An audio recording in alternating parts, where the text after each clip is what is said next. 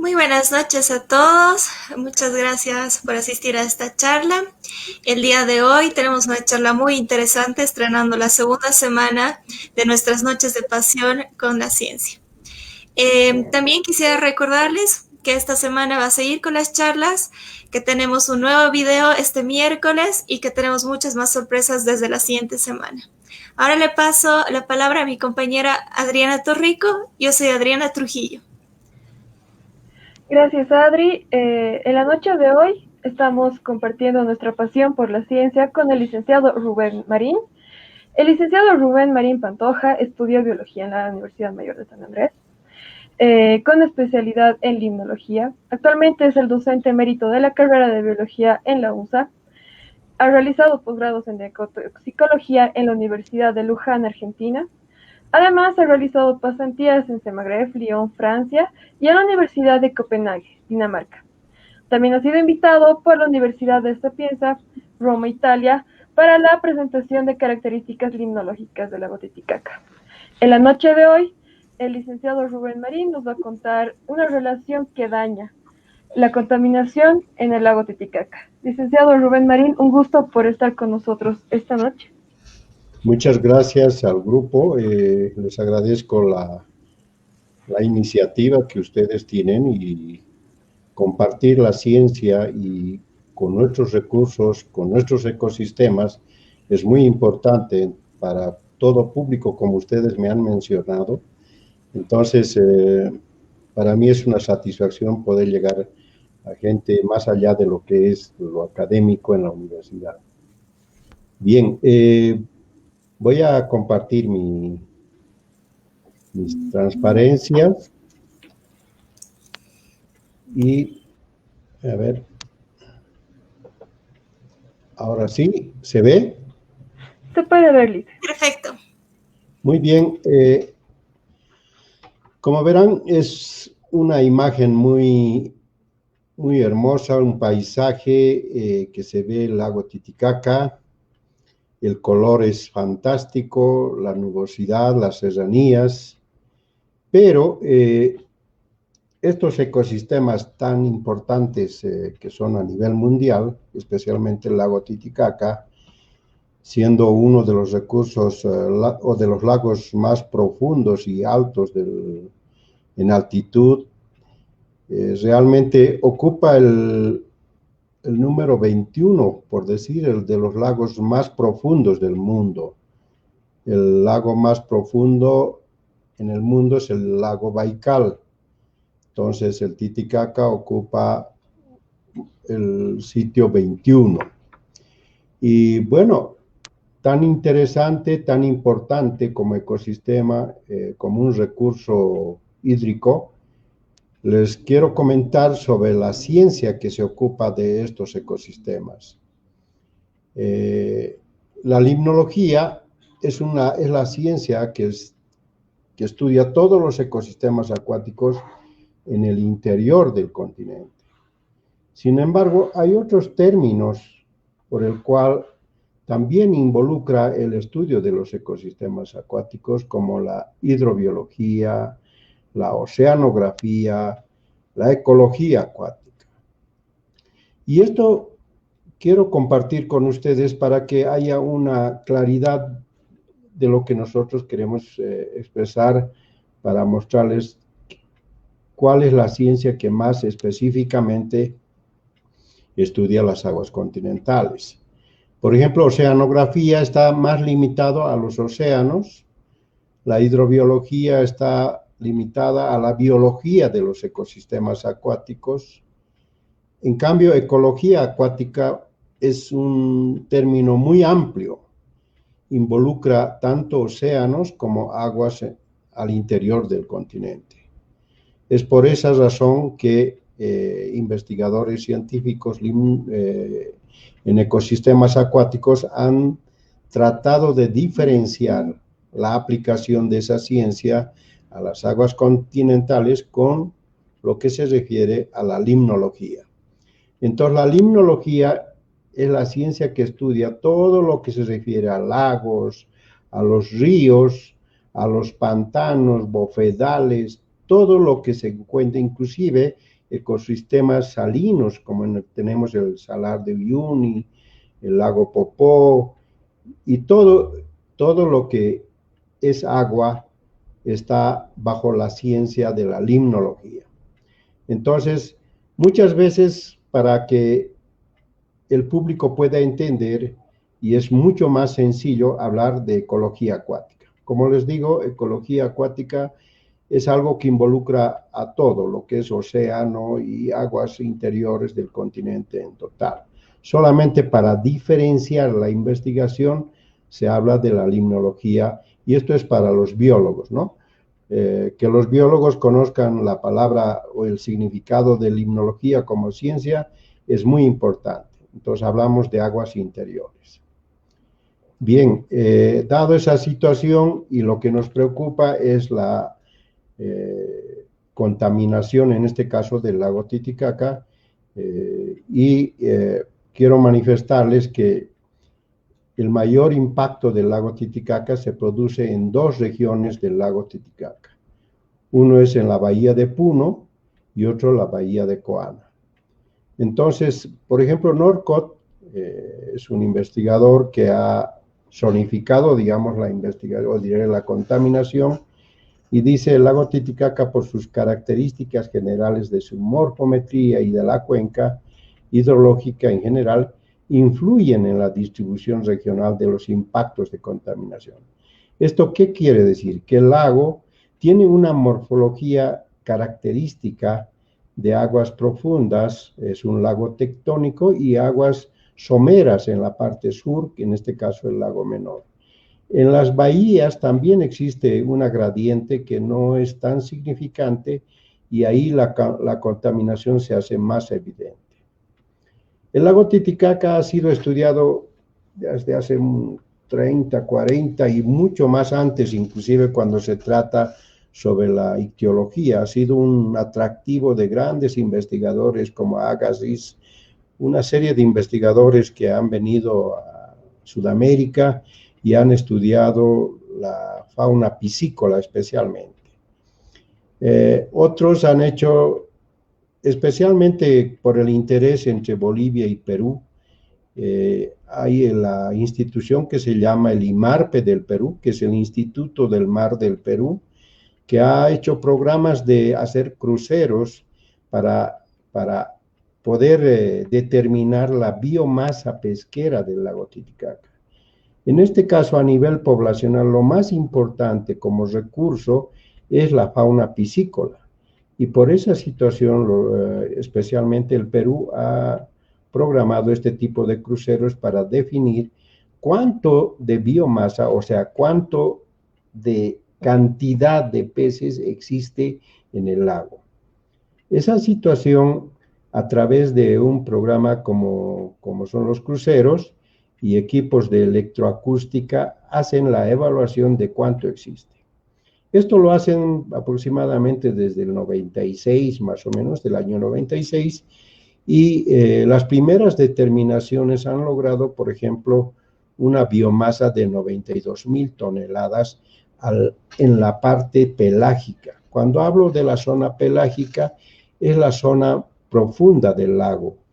Las zonas costeras no están evaluadas porque son de baja profundidad y la embarcación no puede alcanzar estos sitios. Entonces, todo lo que existe, la biomasa en las zonas costeras, no son evaluadas, solamente las que están en la zona pelágica o zonas profundas. Esas situaciones dio que 92,000 toneladas. La mayor cantidad en toneladas, lo que más ha prevalecido siempre es el ispi, es el Orestias ispi, ese pescadito pequeñito que existe, que ustedes deben conocer, es lo que más predomina en el lago Titicaca. Las otras especies de Orestias, hay una serie de especies como Orestias pentlandi, cuvieri, bueno, según los taxónomos, inclusive han logrado 27 subespecies del género Orestias. Todo eso se llegaba aproximadamente a unos 16.000 toneladas, si no me equivoco. Y entre ellos, o sea, el ISPI llegaba a 52.000 toneladas, el Karachi a unos 12.000 a 16.000 toneladas, la trucha llegaba a unos 12.000, el pejerrey a otros 14.000 y así sucesivamente había el resultado de estos cruceros. Pero en el tiempo, estamos hablando del 2018, creo que el último crucero que han realizado, esta situación ha bajado tremendamente la biomasa. O sea, que especialmente las orestias, el género orestias, es decir, las especies nativas, son las más afectadas por la contaminación. Entonces, de esos 10.000, 12.000 toneladas que había, hoy en el día, en estas últimas evaluaciones del crucero del IMARPE, no ha pasado de los 2.500 toneladas. Entonces, hay una situación muy difícil y lo que más está dando lugar a que la causa es la contaminación. Entonces, toda la zona del lago Pequeño, por ejemplo, por su baja profundidad, es la zona más propicia para las fases reproductivas de las especies nativas. Y como el lago Pequeño es la que más se está contaminando, entonces la contaminación está afectando las áreas de desove de esta especie. Entonces la capacidad de repoblamiento de las especies ícticas nativas está bajando enormemente. Entonces no hay un repoblamiento adecuado y además a esto se suma la pesca indiscriminada de nuestros pescadores, especialmente bolivianos.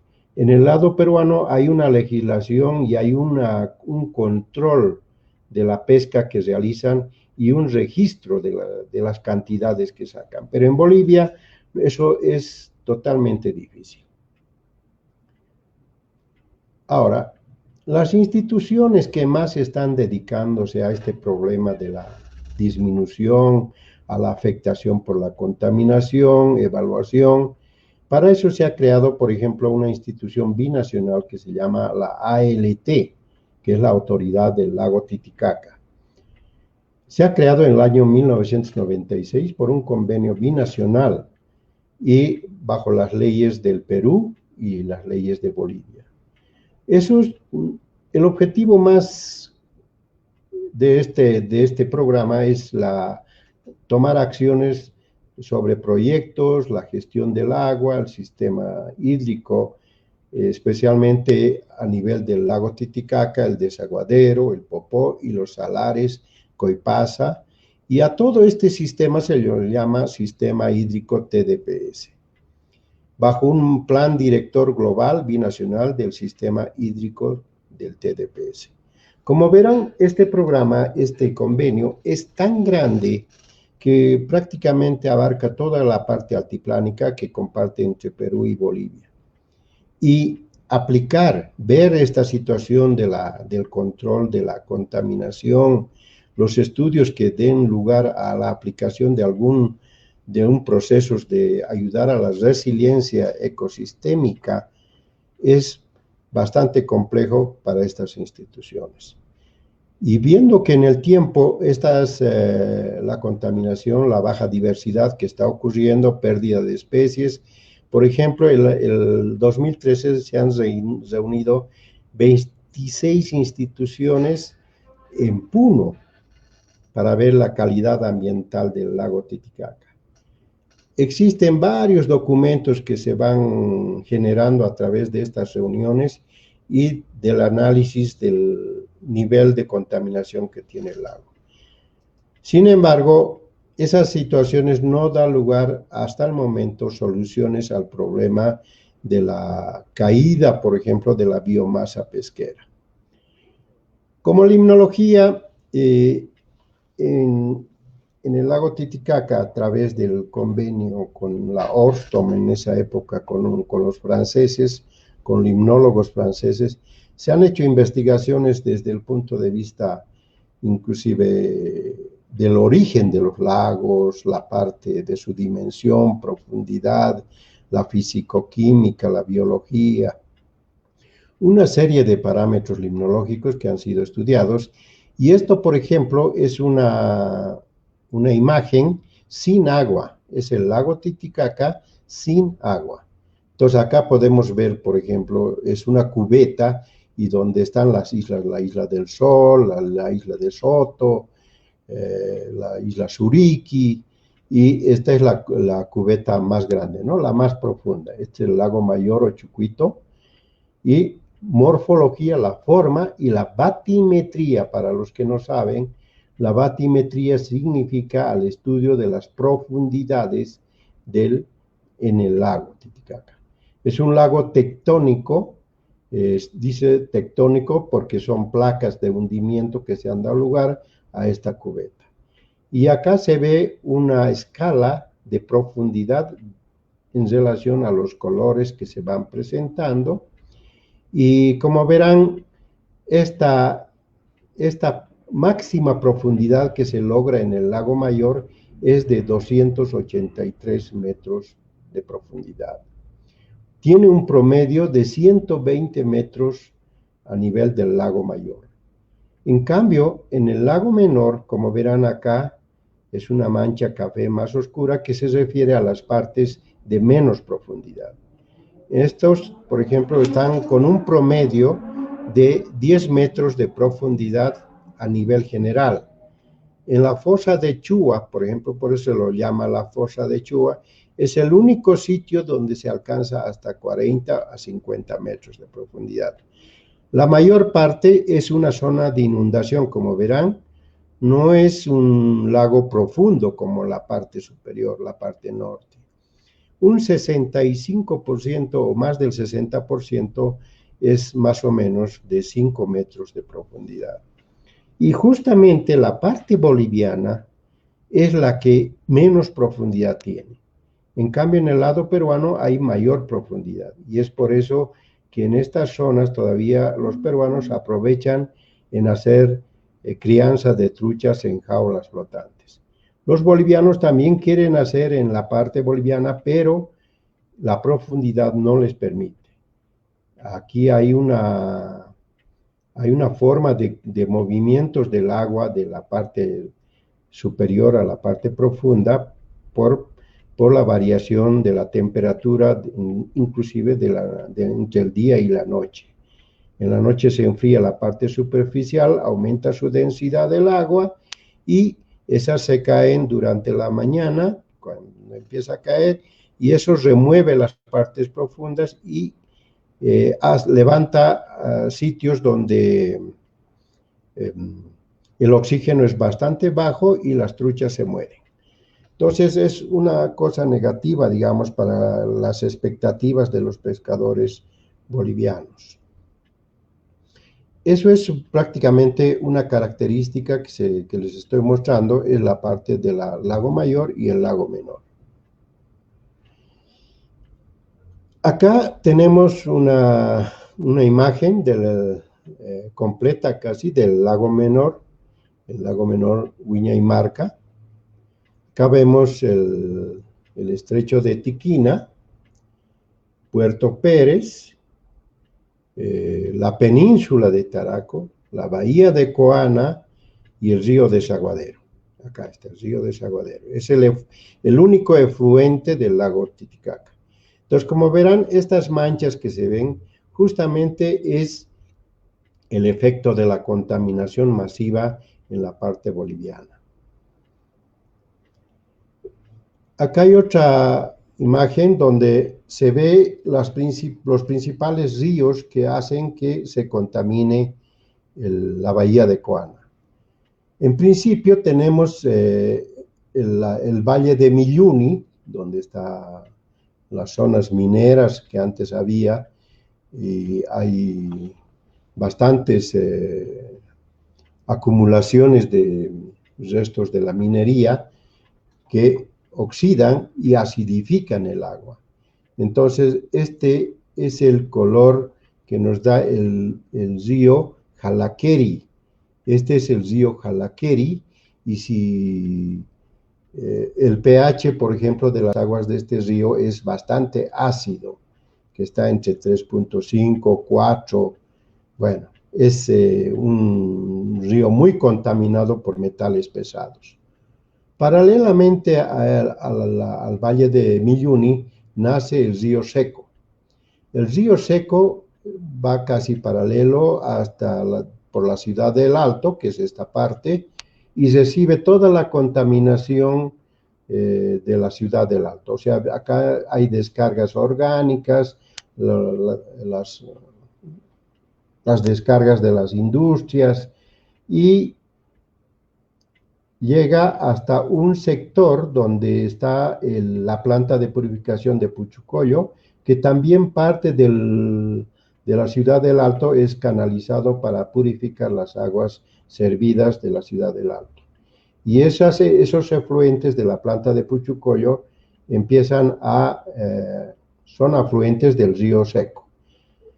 Más al sur existe el nacimiento del río Pallina, en Viacha, y el Pallina es el receptor tanto del río Seco como del río Jalaqueri. Y luego, más abajo, muy cerca a la bahía de Coana, se une con el río Catari. Este es el río Catari, que viene sin contaminación, pero tiene muchos sólidos suspendidos, hasta llegar a la bahía de Coana. Entonces, es el receptor más fuerte de la contaminación, en este caso, de la bahía.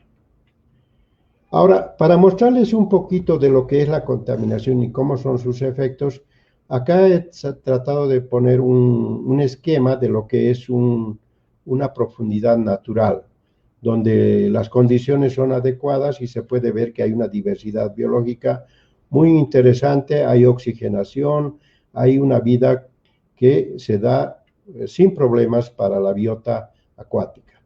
Cuando hay eutrofización, la eutrofización es un término que utilizamos porque es el enriquecimiento de las aguas, con toda la carga de las aguas hervidas, metales pesados, van depositándose en las partes profundas, y lo que pasa es que en las partes profundas estas llegan a quitar el oxígeno disuelto del agua y por lo tanto empiezan a morir. Y el crecimiento masivo de la vegetación acuática se hace mucho más densa y no permite el paso de la luz hacia las partes profundas. Entonces ya no provoca la fotosíntesis, ya no hay oxigenación en los micrófitos y hace un problema muy fuerte a nivel de esta parte contaminada. Ahora, lo que quiero mostrarles, estas fotos, por ejemplo, han sido realizadas en la bahía de Coana. Esa contaminación, esas aguas cargadas con todas las descargas orgánicas y metales pesados llegan a esta ciudad y generan un crecimiento explosivo de las macrófitas. Aquí vemos algunas Myriophyllum, Potamogeton, algas filamentosas y la azola. En estas partes, inclusive la lemna, que es la que más se habla, que es la que está colonizando en estas aguas contaminadas, desaparece. Lo que más hace supremacía es la azola. Es otra planta superficial que sus raíces la pone en la parte superficial del agua. Y se va llenando hasta hacerlo bastante anóxico, es decir, sin posibilidades de concentración de oxígeno disuelto para que pueda mantener a las especies piscícolas nativas. Esta es otra imagen donde ya Azola ha tapizado prácticamente gran parte y los totorales empiezan a tener problemas. Como verán, los totorales, por ejemplo, ya son delgaditas, parecen pajas. ¿Por qué? Porque en sus partes, entre el límite del agua y la parte superior, empiezan a ser atacadas por hongos. Miren, acá está blanquecino, ya atacan los hongos una serie de depósitos de limo bastante fino que se empapa en el tallito y ya no permite la fotosíntesis. Entonces, lo que pasa es que en invierno, por ejemplo, esto empieza a secarse, cae y es una sumatoria de materia orgánica hacia las partes profundas. Aquí es otra imagen donde existe un pobre desarrollo de los totorales y verán cómo son bastante delgaditas.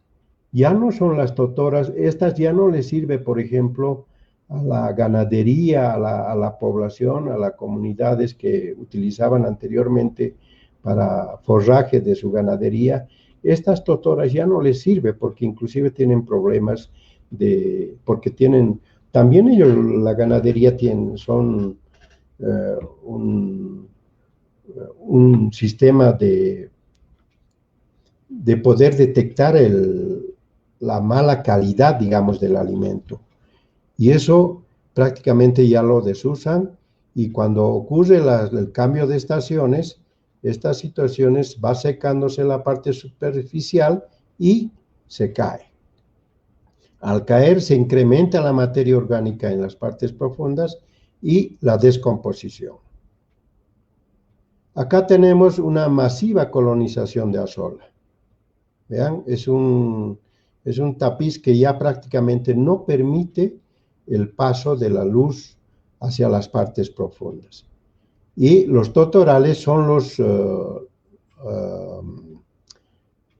las nodrizas, por decir, las que protegen que éstas no sean llevadas por el viento. O sea, si hay viento, estos los siguen manteniendo en estas partes.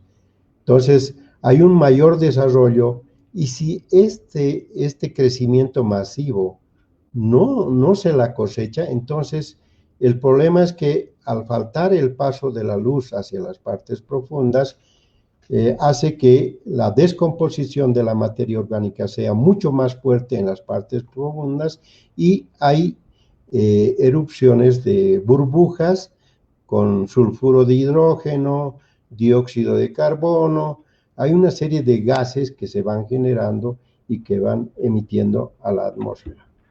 Ahora, como estos gases y hay una gran cantidad de materia orgánica en el fondo, todo ese proceso de la descomposición hace que, o sea, por regla básica, todo proceso de descomposición requiere de oxígeno disuelto. Si no hay oxígeno, la descomposición es mucho más lenta. Si hay oxígeno, la descomposición es buena. Pero en este caso, como ya no pasa ni la radiación solar, la descomposición en las partes profundas se hace más evidente y el consumo del oxígeno prácticamente desaparece. Entonces, no hay peces en estos sectores. Acá ya no podemos encontrar ninguna especie, ni siquiera el pejerrey que tiene bastante capacidad de poder evitar, digamos, el déficit de oxígeno, desaparece. Menos la trucha. La trucha es muy exigente en oxígeno, por lo tanto, en el lago pequeño no lo vamos a encontrar. Es por eso que la pesca, por ejemplo, de la trucha en el lago pequeño no hay, solamente en el lago mayor. Entonces, esta situación es bastante complicada.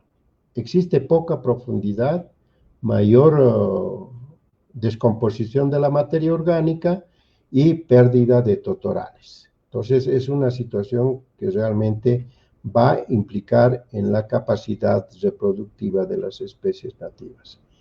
Una de las partes, esto por ejemplo, lo he sacado esta foto en la isla Pariti, que es muy cerca de la bahía de Coana, y bueno, no tan cerca porque es bastante, es como una isla donde estos depósitos van abarcando toda esa situación. Imagínense, esto es materia orgánica y sólidos finos que están depositados en la parte profunda.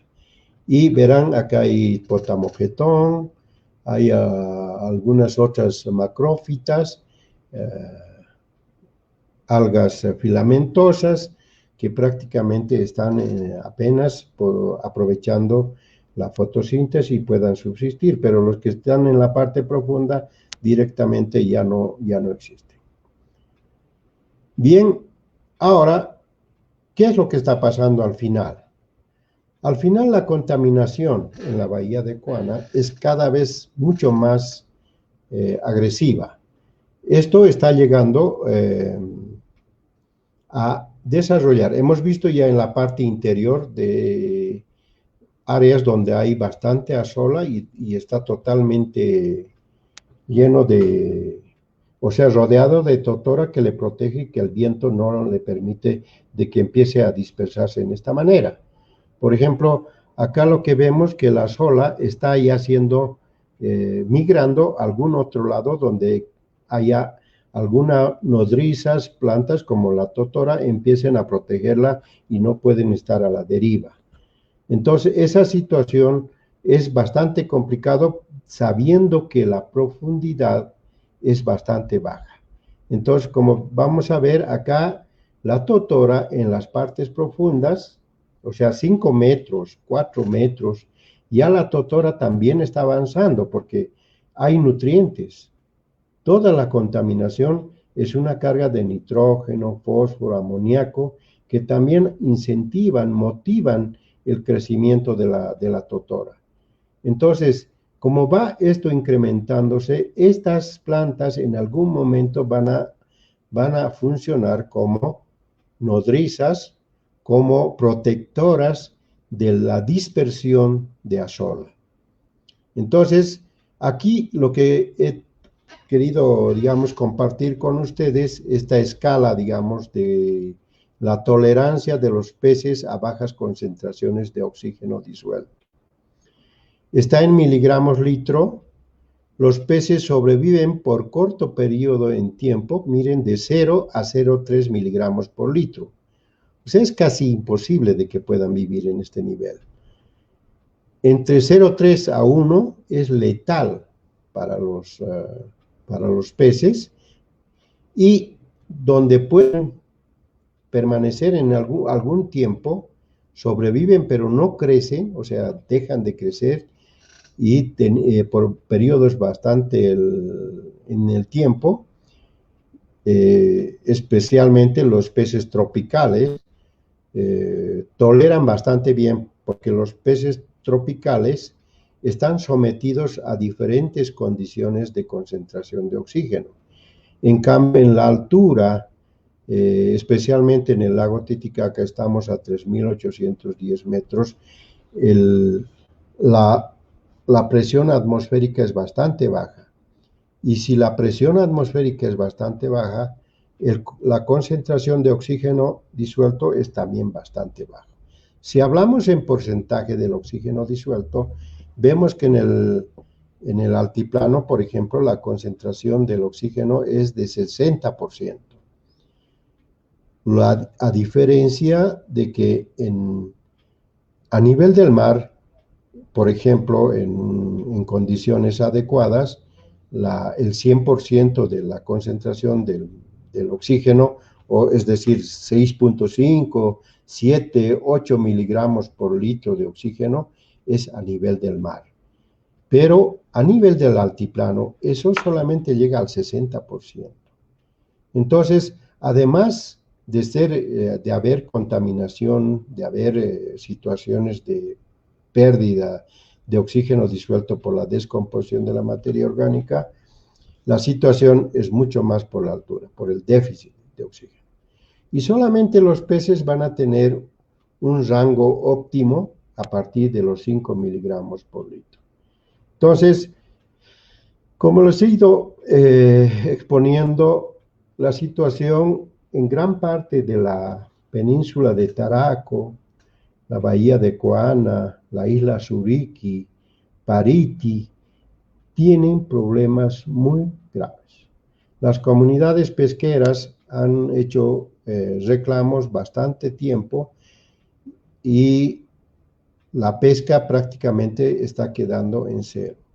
Ya no pescan como antes las comunidades pesqueras.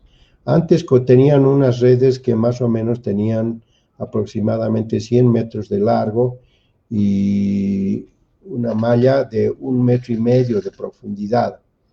Y en eso sacaban, pues, ellos hablan por arrobas, sacaban 2, 3 arrobas de captura. Y eso ahora no ocurre.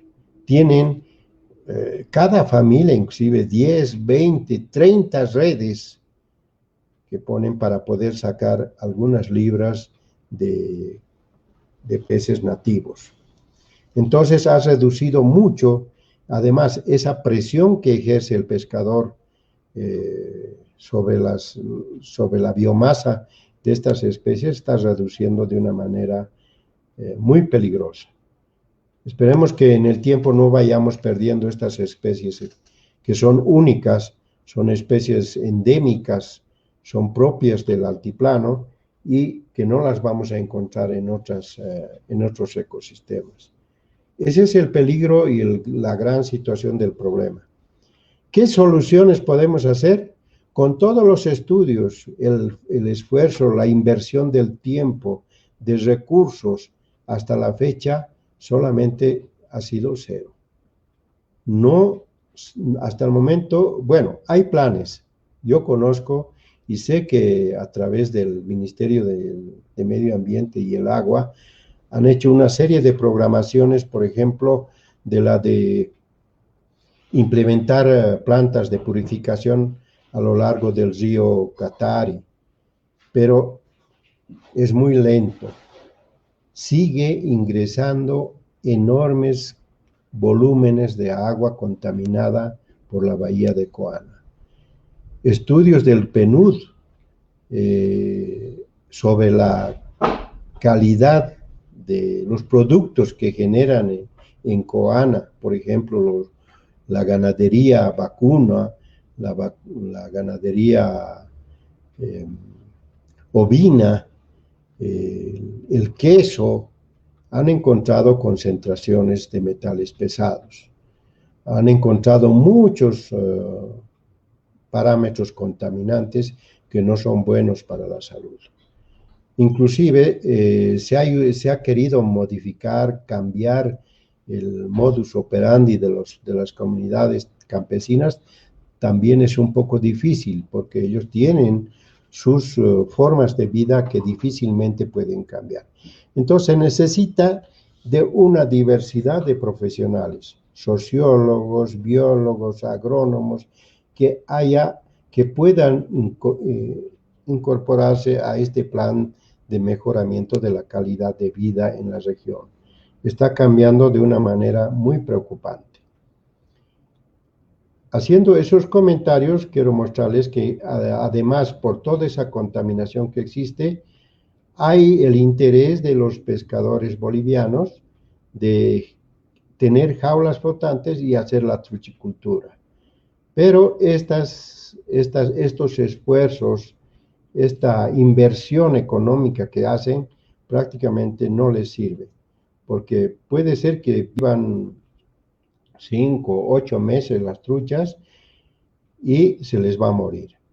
Porque además de lo que estos criaderos de trucha, los peces necesitan alimentación. Si están en cautiverio, necesitan de que sean dosificadas con alimento balanceado.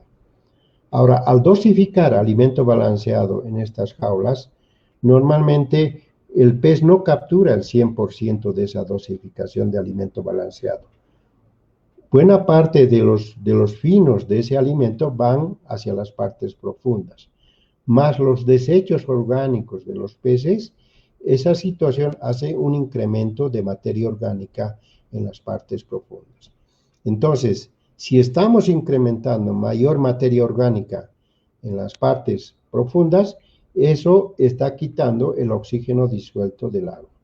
Entonces, en algún momento hay un movimiento de la parte superficial a la parte profunda por naturaleza en los lagos, en la época de invierno, por ejemplo, cuando las temperaturas bajan enormemente en la superficie y llegan a a temperaturas bastante bajas, la densidad del agua se incrementa. Y cuando hablo de densidad, estoy hablando del peso del agua. Entonces aumenta el peso, el agua, y cae a las partes profundas. Porque en las partes profundas estamos con temperaturas mucho más elevadas por el proceso de la descomposición de la materia orgánica, porque ustedes saben que toda descomposición de la materia orgánica es una reacción exergónica. Quiere decir que incrementa la temperatura. Entonces, ese proceso aumenta la temperatura, es menos densa y lo que está en la parte superficial empieza a caer y a hacer movimientos de la superficie hacia la parte profunda. Al remover las aguas de la profundidad, entonces está sacando aguas anóxicas. Y cuando salen esas aguas anóxicas van a atacar a las especies piscícolas, aquí en este caso a la trucha, que llegan a morir. Están experimentando mortalidades masivas en estos subsistemas de cultivos de truchas en jaulas flotantes. La asistencia técnica no la tiene.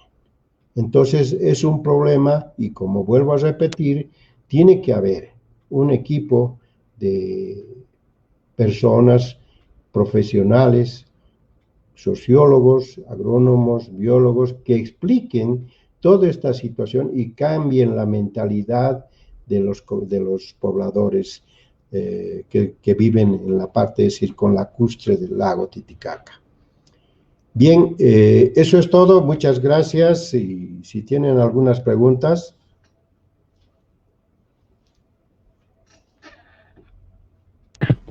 Lice, muchas gracias por la presentación.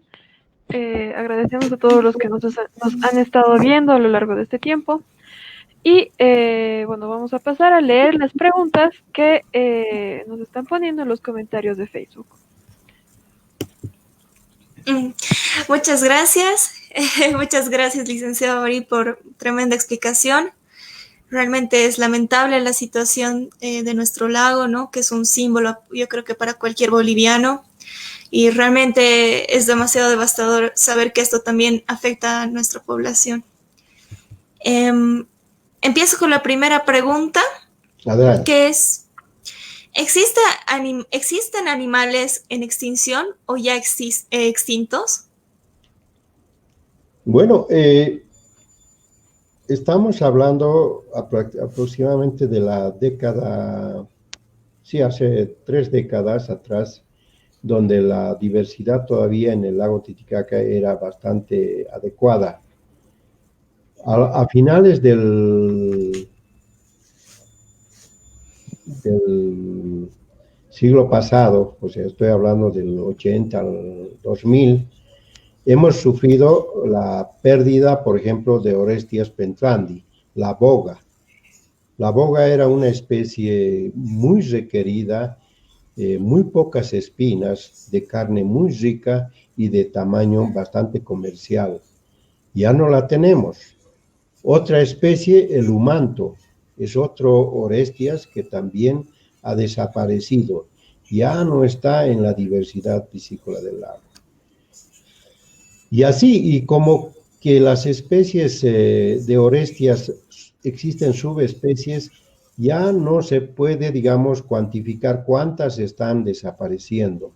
Tienen una similitud bastante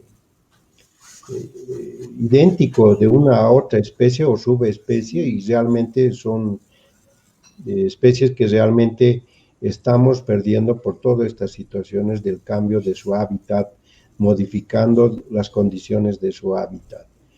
Y bueno, y no solamente a nivel de los peces, a nivel de las ranas. Las ranas también son otras especies que estaban en el lago pequeño. Ahora, con esta situación del déficit de oxígeno en las partes profundas, ya no las podemos encontrar. De algún momento de cualquier época ocurren ciertos fenómenos de estos movimientos que les he explicado y aparecen mortalidad en las orillas tanto de peces como de las ranas.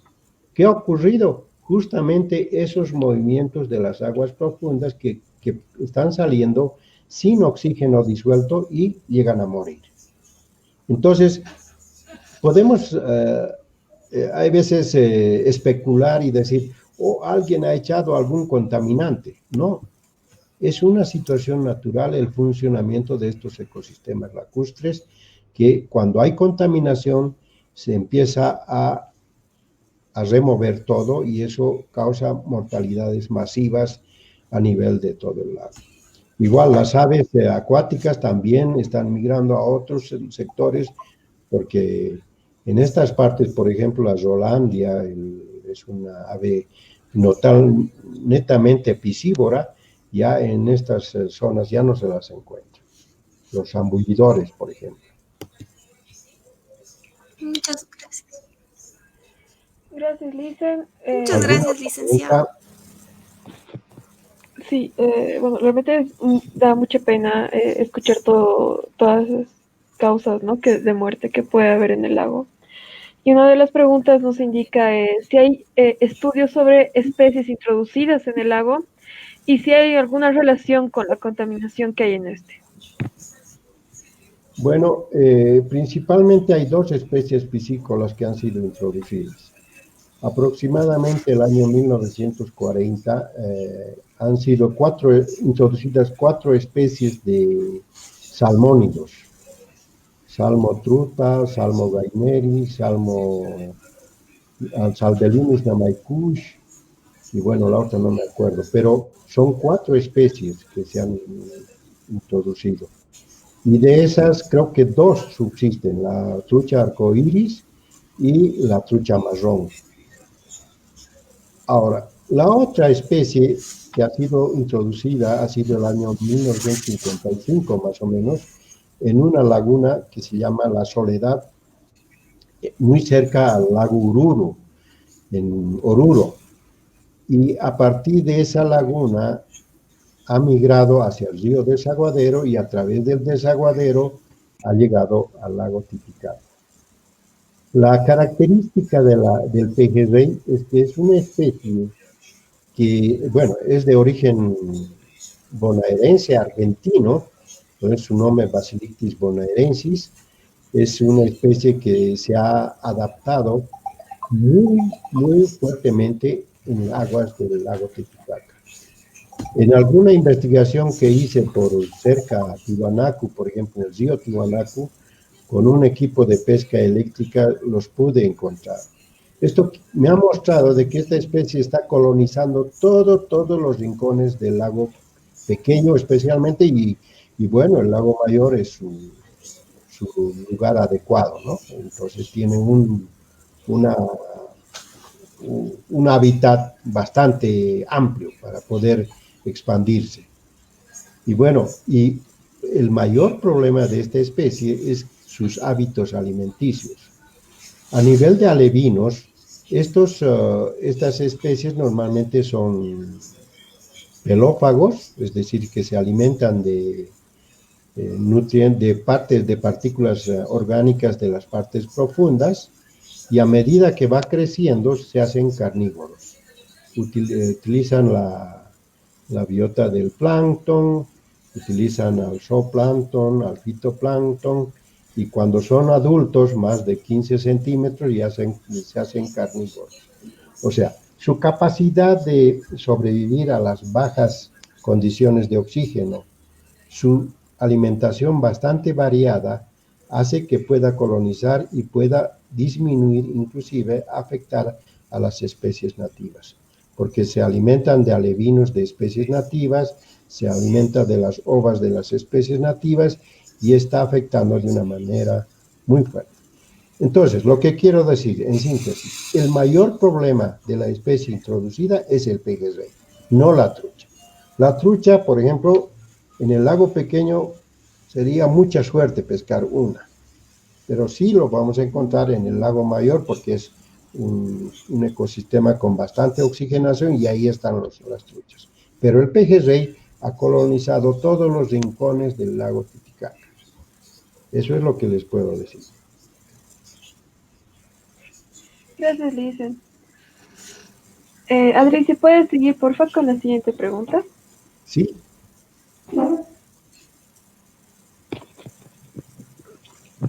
Adri.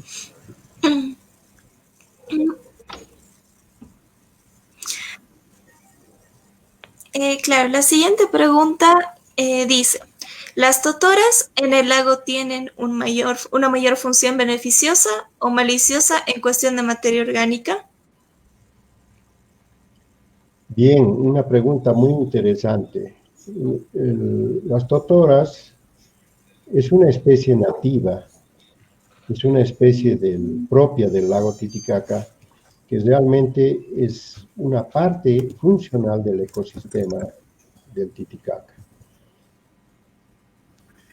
Pero esta situación del incremento de la carga orgánica hace que o crece masivamente o se va destruyendo, como hemos visto, se hacen especies desnutridas porque la contaminación empieza a afectar el tallito de la totora y es un pajonal, por decir, y son muy frágiles. Entonces, desde ese punto de vista, también se hace una especie negativa para, la, para el mantenimiento natural del lago mismo.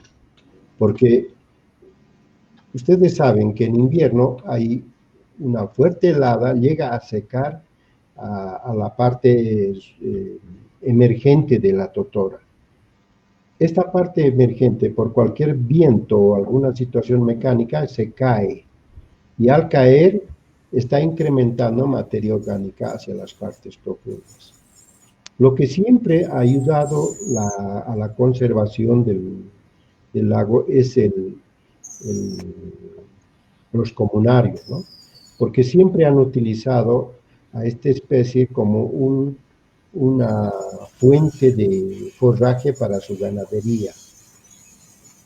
En la naturaleza siempre vamos a tener una biodiversidad que debe ser utilizada de una manera adecuada. La cosecha de la totora es una práctica que ayuda a la conservación del lago Titicaca desde el punto de vista biológico. Esto les digo porque inclusive en algún momento cuando no cosechan de las partes profundas la totora, los comunarios le meten fuego, como lo que está ocurriendo en el oriente. Queman para que los brotes nuevos salgan tallos nuevos de la totora. Pero en ese caso, al quemar, lo que están haciendo, están mineralizando la materia orgánica. Eso es un efecto menor, digamos, en contaminación. Porque ¿qué hace la descomposición en las partes profundas? Son las bacterias las que están trabajando. Son las bacterias las que mineralizan la materia orgánica. Pero en este caso, la carga orgánica en toda la bahía de Coana realmente es algo que ha superado la capacidad de uso de las bacterias como alimento y no logran mineralizar toda. Entonces ya empiezan a haber problemas y a aumentarse las bacterias anaeróbicas. Ya no las aeróbicas, sino las anaeróbicas. Entonces, desde ese punto de vista, la totora podemos decir que es una especie de mucho beneficio, de mucho aporte para las comunidades ribereñas del lago, pero la contaminación ha alterado mucho de su existencia. Les digo, es algo es un problema social muy grave para los comunarios, por ejemplo, de Coana. Coana ya no tienen la capacidad de poder utilizar como forraje la totora. No les sirve. Utilizaban la lemna en algún momento, pero ahora la lemna inclusive ha desaparecido. Lo que hay es azola. Porque la lemna es lo que más aparecía y eso también utilizaban para el forraje, porque la lemna inclusive es utilizado para el alimento balanceado de los cerdos, en granjas donde hacen la crianza de los cerdos. Pero ahora no, es azola la que está colonizando. Ese color rojo, naranja que han visto es puro azola. Ese es el problema. Ahora hay sectores en el lago Mayor donde la totora realmente tiene un tallo grueso, inclusive tiene esas propiedades curativas, muchos de los campesinos utilizan cuando tienen problemas de tuberculosis, utilizan ese parénquima esponjoso que tiene la totora para poder mitigar esas enfermedades. Tiene muchos beneficios, es una planta milenaria de mucho uso por las comunidades circunlacustres del lago Titicaca.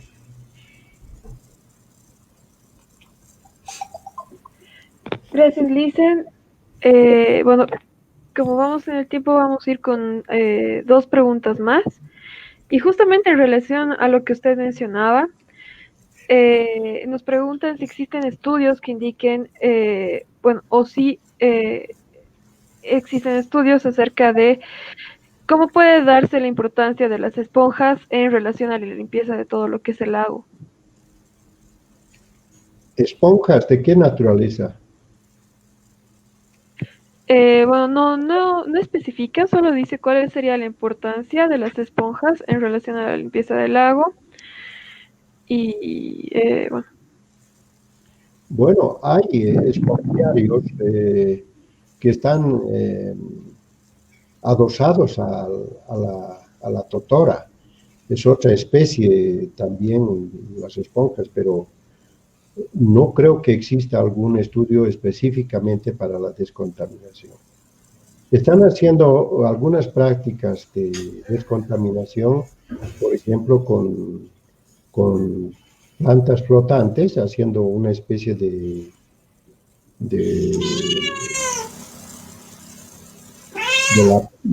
una plataforma flotante donde ponen la totora para poder minimizar por lo menos la concentración de materia orgánica en la columna de agua. Entonces, pero esos ensayos son muy pequeñitos pensando en el tamaño del lago Titicaca. Yo pienso que hay que tener otras estrategias de poder minimizar la contaminación. Y hay algo que les puedo decir. Todo ecosistema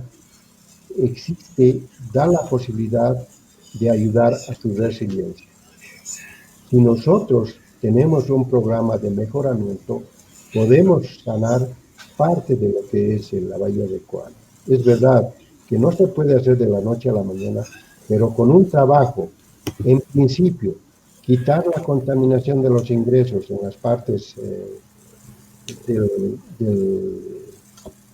los ríos que están cursando el altiplano, que llegan a la bahía de Coana, hacer algunas estrategias de quitar la contaminación con filtros biológicos, tantos métodos que existen. De esta manera podemos minimizar. Aunque ya hubo, por ejemplo, los ancestros del lago Titicaca, ahí por Chojasibi, Huacuyani, muy cerca a la bahía de Coana, existen fósiles de sucacollos. Y esos sucacollos son canales de agua donde canalizaban nuestros ancestros y eran aguas de afloramiento subterráneo. Y cuando hemos hecho las mediciones de las condiciones químicas de esas aguas, tenían una concentración elevada de nitrógeno, fósforo, que son los principales nutrientes de las plantitas acuáticas. Entonces, en esos canales había un desarrollo explosivo de eso, eran filtros biológicos.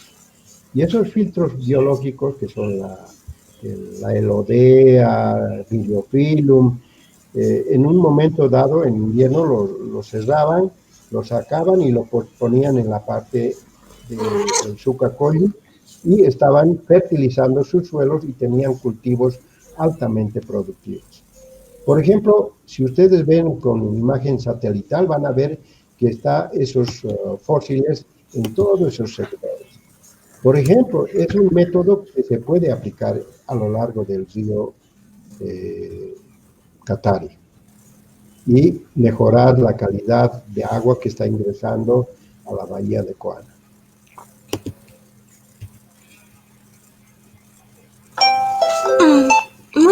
gracias, licenciado Marín. Realmente ha sido una charla bastante increíble, ¿no? Ha sido bastante informativa, bastante educativa. Espero que mucha gente la vea porque es bastante importante la información que usted nos ha dado, ¿no? Es una información que se pueda aplicar y que es necesario tomar en cuenta de ahora en adelante. Ahora vamos a seguir con un pequeño jueguito Ya, para ver un poquito más, ¿no? Sobre lo que es el biólogo, la vida del biólogo y seguimos. ¿Puede dejar de compartir, por favor, su pantalla?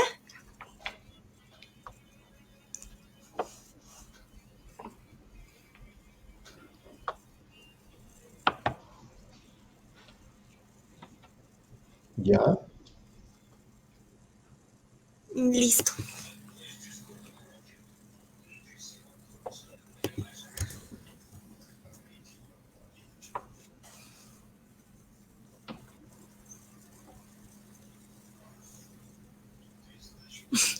Está cargando el jueguito. Un momentito, por favor. Ya.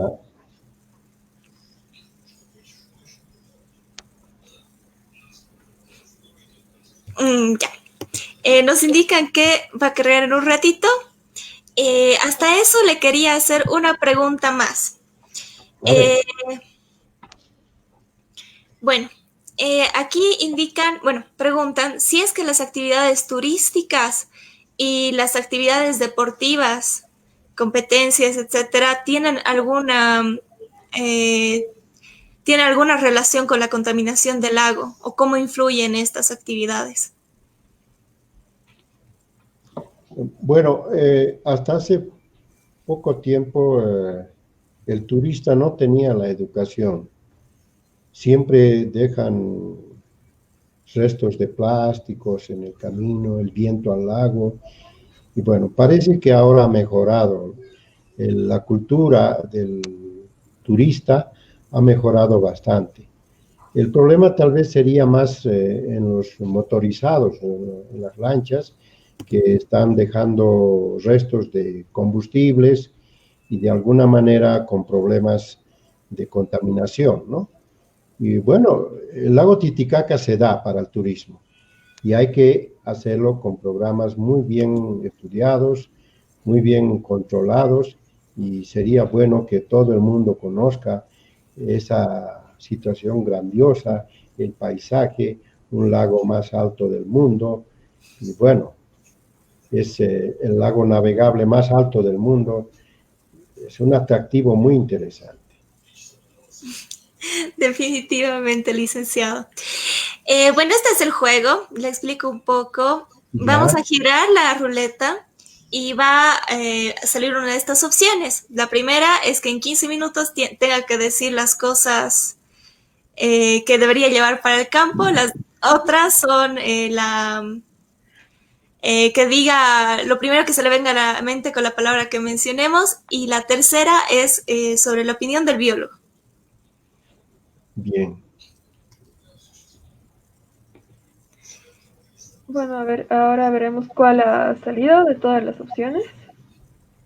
Eh, Ah, sobre ya. lo que deben llevar los biólogos, ¿sí? Sí, pero Ah, ahora le ha salido que en 15 segundos nos mencione cosas que usted lleva a campo. Muy bien. Lo que llevo normalmente es ropa de agua. Utilizamos dónagas. Las dónagas son esos overoles de goma donde te aíslan cierta parte del cuerpo y te evitan que logres mojarte. Se lleva equipos para medir, equipos electrométricos como oxímetro, conductivímetro, un disco de Secchi, se lleva, bueno, sí, frascos, conservadores, alcohol, formol, dependiendo, ¿no? Tipos de redes, redes de plancton, redes de fitoplancton, de zooplancton, y si queremos capturar peces, redes de agalleras, o en algunos ríos podemos usar la pesca eléctrica, eh, bueno, granulómetros para saber la estructura física del medio. Eh, bueno, planchas para poder colectar la vegetación, eh, periódicos, ciertos, ¿cómo se llama esto? De los medicamentos necesarios, como un botiquín, bueno, eso es prácticamente. Creo que me he pasado de los 15 segundos. No hay problema, Lice.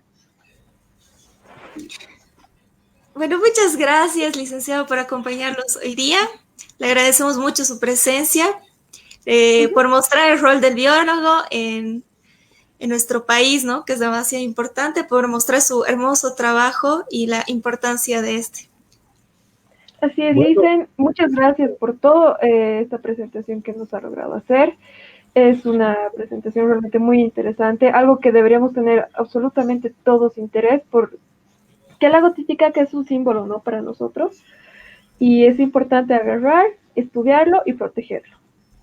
así es. A ustedes les agradezco por esta motivación y creo que alcanzar al público en general es una tarea de los biólogos. Realmente es una estrategia muy buena y nuestra carrera realmente en el tiempo tiene que ser una de las pioneras para mejorar las condiciones de nuestros ecosistemas. Muchas gracias.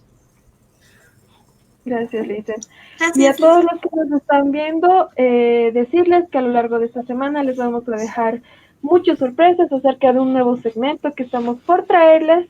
Y el miércoles les traemos un pequeño videíto que les va a encantar, que lo hemos hecho con mucho amor en colaboración y que esperemos que no se los pierdan. Los esperamos para una siguiente transmisión el día viernes. Gracias.